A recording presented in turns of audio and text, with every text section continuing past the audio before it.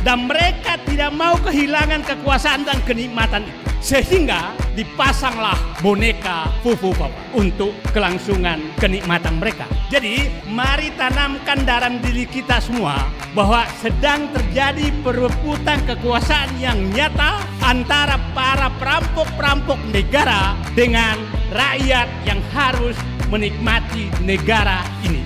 Itu yang harus kita bayangkan.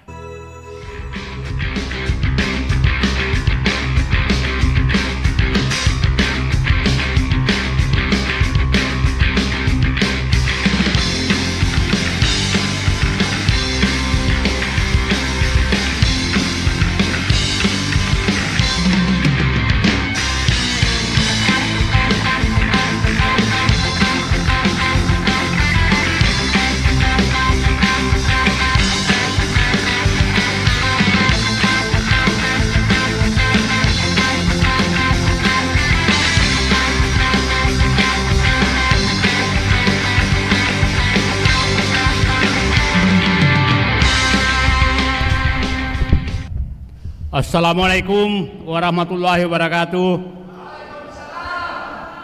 Terima kasih Bung Refli, Bapak penyelamat bangsa, karena beliau konsisten untuk mengumpulkan kita semua.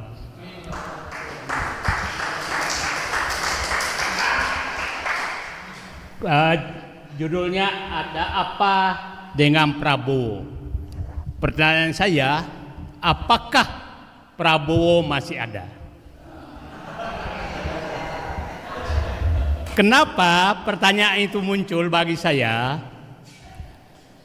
Saya membaca dan menghayati Pak Prabowo dari 3-4 bukunya yang saya baca mulai 2012. Ada 4 yang saya tangkap dari beliau. Satu, bahwa dia risau sekali terhadap bangsanya. Setelah terjadi 98 tadi, bahwa terjadi paradoks bangsanya kaya tapi rakyatnya miskin. Terus yang kedua, pulang dari Yordania menyatakan tekad bahwa untuk merubah bangsanya tidak ada jalan lain kecuali masuk ke politik agar bisa membuat kebijakan. Dan dia berjuang secara konsisten lebih 20 tahun, mulai dari Wapres, 2 kali calon presiden, baru menang menjadi presiden 2024. Apa yang mau dia perjuangkan? Saya lihat hanya 2 sebenarnya. Satu, bahwa ekonomi harus dinikmati oleh rakyat. Yang kedua, bahwa kedaulatan ada di tangan rakyat. Itu yang dia mau perjuangkan. Jadi sederhana sekali yang dia mau perjuangkan. Pertanyaannya, apakah saat ini Prabowo masih di garis perjuangan tersebut? Itulah kenapa saya tadi bertanya, apakah Prabowo masih ada? Itu pertanyaan saya. Karena tadi konfigurasi kabinet kayaknya agak jauh dari yang kita bayangkan. Nah, yang saya bayangkan sekarang adalah siapa tahu sebenarnya saat ini baru terjadi perebutan kekuasaan, bukan kemarin. Nah, karena begini, kabinet yang disusun Prabowo saya katakan kan 5 jalur. Jalur pertama politisi, jalur kedua profesional, jalur ketiga adalah oligarki, jalur keempat adalah dinasti, jalur kelima adalah juru maki. Ini 5 jalur yang masuk ke kabinetnya Prabowo yang sekarang.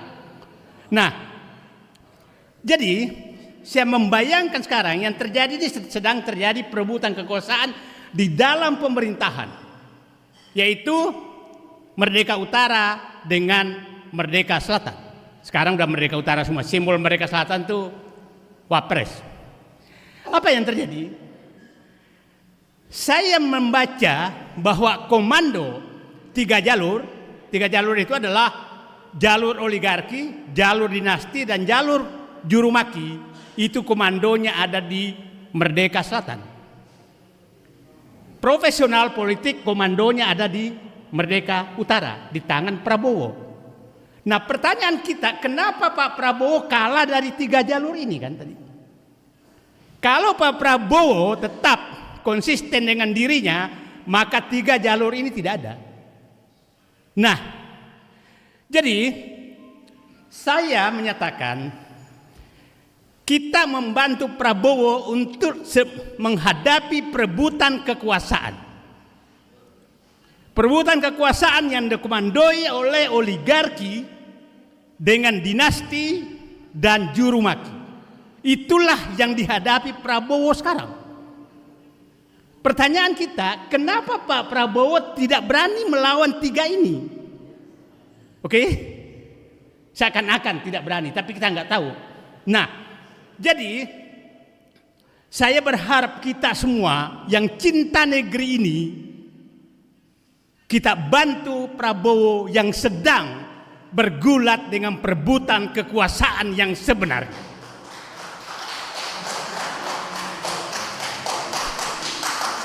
Jadi pemilu kemarin, pilpres kemarin, baru saya sadari ini sebenarnya adalah perebutan formalitas kekuasaan. Perebutan kekuasaan baru sedang terjadi sejak Perintah Solo 13 Oktober 2024. Itulah menurut saya titik awal perebutan kekuasaan nyata. Karena saya yakin di Solo itulah terjadi 3 jalur ini menekan Prabowo yang ingin menyelamatkan bangsanya. Jadi saya katakan di negeri kita hari ini yang terjadi adalah berkumpul orang-orang yang ingin menyelamatkan bangsanya, ingin agar rakyatnya menikmati ekonomi, ingin agar kedaulatan di tangan rakyat, berhadapan dengan penikmat kekuasaan yang dilahirkan, yang dipelihara oleh Jokowi selama 10 tahun. Dan mereka tidak mau kehilangan kekuasaan dan kenikmatan itu. Sehingga dipasanglah boneka Fufu Papa untuk kelangsungan kenikmatan mereka. Jadi mari tanamkan dalam diri kita semua bahwa sedang terjadi perebutan kekuasaan yang nyata antara para perampok-perampok negara dengan rakyat yang harus menikmati negara ini. Itu yang harus kita bayangkan. Dan kita harus bayangkan yang terjadi adalah komando daripada pihak-pihak penikmat oligarki ini, itu yang saya sering katakan di pantai utara Jakarta yang mengkomandoi Solo dan Merdeka Selatan. Jadi kita bersatu bersama berada di Merdeka Utara untuk menyelamatkan bangsa ini. Saya berharap Cilangkap, Trunojoyo, Senayan juga bersatu dengan Merdeka Utara. Kalau enggak, negara ini bisa bubar. Saya katakan hampir seluruh 10 tahun terakhir, hampir seluruh sumber daya ekonomi sedang dinikmati oleh mereka. Dan sangat wajar kalau mereka tidak mau kehilangan itu. Sangat wajar. Dan semakin merajalela mereka, tidak ada yang bisa halangi. Nah sekarang kita titipkan Pak Prabowo. Pak Prabowo, kami berada di belakang Bapak untuk menyelamatkan bangsa ini agar ekonomi kembali kepada rakyat, agar kedaulatan kembali kepada rakyat, agar kita persatuan tetap terjaga, agar bangsa ini selamat dari rongrongan 3 jalur yang menghadapi Bapak, yaitu jalur oligarki, jalur dinasti Jokowi, dan jalur juru mati. Bayangkan, Pak Hendradi tadi sekarang jadi menteri itu tidak perlu sekolah, tidak perlu partai politik banyak. Pokoknya kuat memaki-maki lawan bisa jadi menteri. Itu. Nah, jadi itulah posisi kita. Jadi, saya ulangi tadi, apakah masih ada Prabowo? Prabowo harus ada dengan dirinya untuk menyelamatkan bangsanya, dan kami akan bersama menghadapi perongrong bangsa ini. Terima kasih. Assalamualaikum warahmatullahi wabarakatuh. Jadi peristiwa yang disinggung-singgung oleh Bang Said tadi, tanggal 13 Oktober tadi, menunjukkan bahwa dia masih menguasai. Betul Bang ya? Ada tambahan 3 jalur yang turut menekan. Saya tambah satu lagi Bang. Jalur luar negeri, jalur Xi Jinping. Nah, satu lagi ya. Jadi kalau ditanya ada apa dengan Prabowo, coba sebentar. Hari ini kemarin Prabowo mulai pergi ke luar negeri selama 2 pekan. Tujuan pertama adalah RRC. Baru Amerika, kemudian ke Peru 5 ya, kemudian ke Qatar, lalu ke London ketemu Raja Charles ya. Nah, bisa-bisa aja sih kita berspekulasi, berasumsi, berapa lagi segala macam, tapi dengan tujuan pertama RRC ini menjadi menarik. Karena dengan komposisi kabinet yang sekarang ada satu manusia yang disebut-sebut oleh Profesor Damanhuri yang menjadi Menteri Keuangan 3 kali. Dan satu lagi, dia kekuasaan ditambah. Ada 9 dirjen, salah satu plus kemarin tanggal 8 diangkat kepala badan baru di bawah Kementerian Keuangan, namanya Badan Intelijen Keuangan. Itu nggak ngerti saya tuh, mungkin Bang Said tahu. Padahal kita sudah punya PPATK, Pusat Pelaporan dan Analisis Transaksi Keuangan. Tapi buat teman-teman yang paham cerita ini menunjukkan bagaimana Amerika melalui Sri Mulyani masih atau ingin kembali dominan. Nah, pertanyaannya adalah ketika Prabowo akan pergi ke luar negeri, dia bilang di depan wartawan, menarik nih ya, para menteri harus komunikasi langsung dengan saya. Kalau ada apa-apa bisa video call, bisa apa, harus dengan saya. Jangan lewat Wapres. Nah, ini kan kita bacanya bingung nih. Saya menangkapnya bahwa Prabowo nggak percaya sama Gibran. Karena biasanya otomatis kalau presiden keluar negeri, kalau menteri keluar negeri, maka wakilnya yang menjadi semacam PLT lah gitu. Kadang-kadang ditunjuk menteri lain jadi ad interim kalau nggak ada wakilnya. Tapi dengan menegaskan selama saya masih di luar negeri, langsung berhubungan dengan saya. Itu artinya Prabowo tidak percaya kepada Gibran. Dan tidak salah. Ketika kemarin diundang pembukaan acara MTQ Korpri, itu Pak, itu mohon maaf dengan segala hormat. Bicara di MTQ itu nggak ada substansi. Hai aja boleh, bisa, ya, nggak perlu ngomong angka, data apa, nggak perlu. Hai aja, itu pun nggak bisa dia kasih sambutan. Padahal panitia ulang-ulang, mohon Bapak Wakil Presiden memberikan sambutan. Bayangkan Pak, kita punya wakil presiden yang bisa cuma tangtung gitu. Suruh sambutan nggak bisa. Kemudian banyak acara-acara dia yang memang dia nggak ada isinya. Tapi kalau kita kombinasi tanggal 13 Oktober, kita bingung lagi. Ini Prabowo ada apa dengan Prabowo? Kadang-kadang dia ingin tampil bahwa dia mandiri, berdaulat, tapi kadang kali yang lain dia nggak bisa apa-apa. Nah, saya ingin sedikit bicara tentang ke luar negeri. Dengan memberikan porsi kepada Sri Mulyani yang berarti mewakili IMF dan Bank Dunia serta Amerika Serikat, saya kok menduga Xi Jinping akan marah.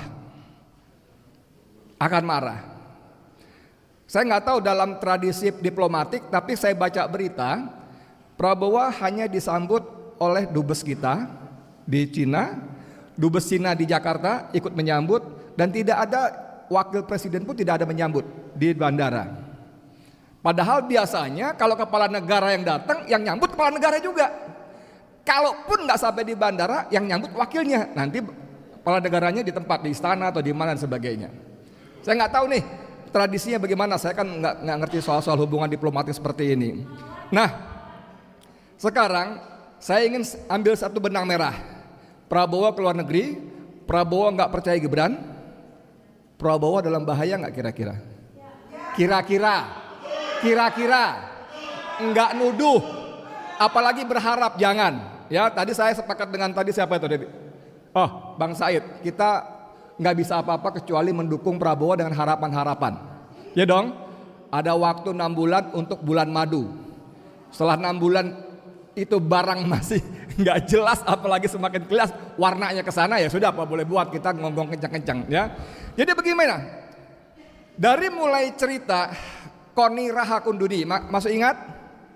Waktu dia dipanggil oleh Ruslan diminta bergabung ke TKN, Mbak Koni mesti jelas dong, pakai baju warna biru muda dong.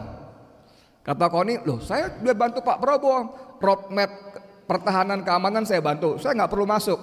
Enggak Mbak Koni, soalnya, nah ini masuk barang nih, soalnya nanti Pak Prabowo cuma 2 tahun, tahun ketiga dan seterusnya Pak Gibran, Mas Gibran.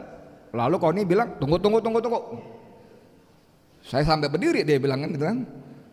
Emang lu pikir Jokowi sama Gibran akan membiarkan Prabowo hidup selama 2 tahun? Kalau gue jadi Jokowi sama Gibran, gue matiin dia besok. Kalimatnya begitu, betul nggak? Betul nggak? Nah ini kan seru sekali. Kita akan berpikir kalau dia bisa naik pada waktu 2 tahun, kenapa mesti nunggu 5 tahun? Karena konstitusi kita memberikan hak penuh kepada wakil presiden untuk menjadi presiden ketika presiden berhalangan tetap. Betul? Berhalangan tetap itu bisa dengan berbagai sebab. Sebab alami atau sebab yang dibuat. Nah ini ngeri nggak? Dari mulai misalnya keluar negeri, dari mulai yang paling kasar dan brutal ya, pesawatnya meledak di udara. Berapa banyak ya, Anda bisa googling, berapa banyak kepala negara yang kecelakaan pesawat terbang. Itu yang konservatif, brutal ya. Tapi dari yang halus-halus juga bisa. Kalau misalnya saya diundang sama Refli, kita sama-sama kepala negara deh, cio ya lah, gaya bener ya. Atau nggak usah bilang, Refli CEO perusahaan besar, saya diundang, lalu saya dihidangin makan, saya boleh nggak utus asisten saya cobain dulu tuh, bisa nggak? Nggak bisa dong, nggak hormati tuan rumah kan. Nah ketika tos, ketika apa, siapa yang bisa jamin? Nggak langsung mati, bisa dibuat sebulan, 2 bulan, 3 bulan, mati gitu loh. Dalam rangka membuat berhalangan tetap yang dipercepat. Nah bapak-bapak serta saudara saya hormati, kita nggak ada yang bisa kita lakukan kecuali pertama, kita berdoa kepada Allah agar Allah melindungi Prabowo. Setuju nggak sih? Setuju nggak ya? Nggak ada cara lain, nggak ada apa boleh buat ya. Karena sudah dia jadi angkat presiden, kita berdoa semoga Allah melindungi. Kedua, kita minta juga orang-orang dekat, lingkaran sangat dekat, ring nolnya Prabowo, jagain baik-baik.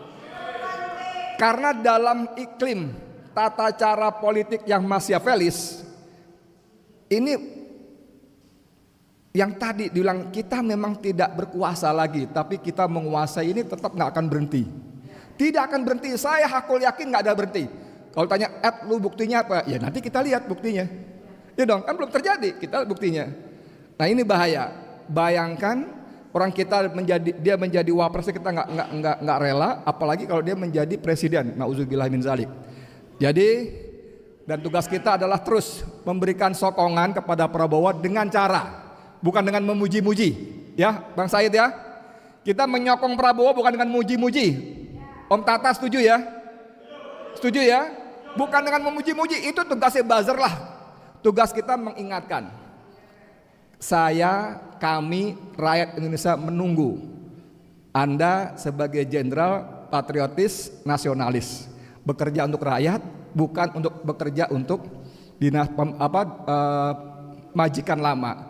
Karena menjadi petugas partai itu sudah hina, betul nggak? Dan lebih hina lagi kalau menjadi petugasnya partai. Menjadi petugas Mulyono itu sangat hina. Dan kita tidak ingin presiden kita terhina. Setuju ya?